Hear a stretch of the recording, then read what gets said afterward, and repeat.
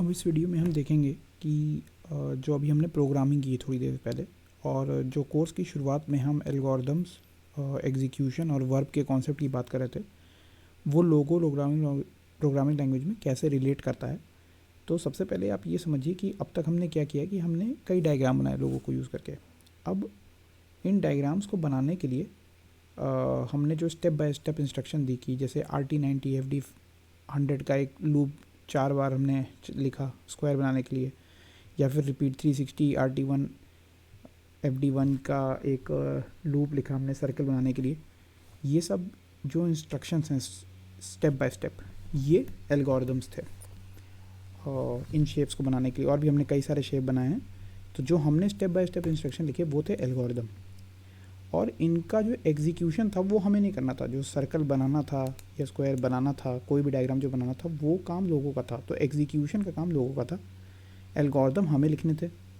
और हमने जो ये वर्ड्स यूज़ किए, जो ग्रामर यूज़ की लोगों की, जैसे FD RT LT BK repeat, ये जो है इसे हम कहते हैं वर्ब्स। ये वो अवेलेबल सिंटैक्स है जिसको यूज़ करके हमें जो है अपने सारे के सारे एल्गोरिदम्स बताने थे, डिफ़ाइन करने थे, वो होते हैं वर्ब्स।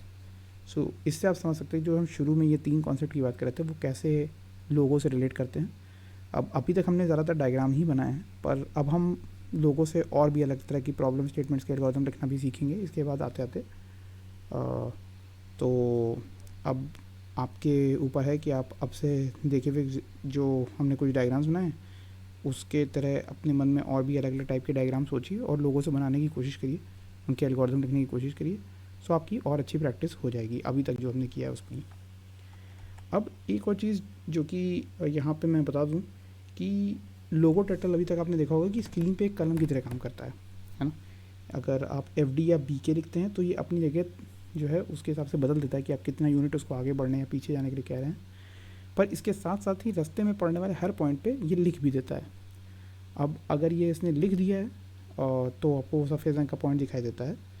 और ये भी होता है कि कभी कभी जैसे हमने दिखा, इसका हमने कुछ जगह क्लेवरली यूज़ भी किया है कि अगर एक ही पॉइंट पे वो 2 बार गुजरता है तो दोनों बार लिखता है, मिटाता नहीं है। तो 2 बार लिखा होता है तो अपने को देखने में 1 बार लिखा हुआ दिखता है। और इस वजह से बहुत सारी जगहों पे हमने डायग्राम बनाने में इस वाली प्रॉपर्टी का इस्तेमाल भी किया है। RT या LT जैसे करते हैं तो वो मुड़ तो जाता है, बट क्योंकि ये कहीं भी कोई पॉइंट्स इसके रास्ते में नहीं पड़ते मुड़ते हुए अपने ही पॉइंट पे, तो इसलिए टर्टल इसमें कहीं लिखता नहीं RT या LT करने में।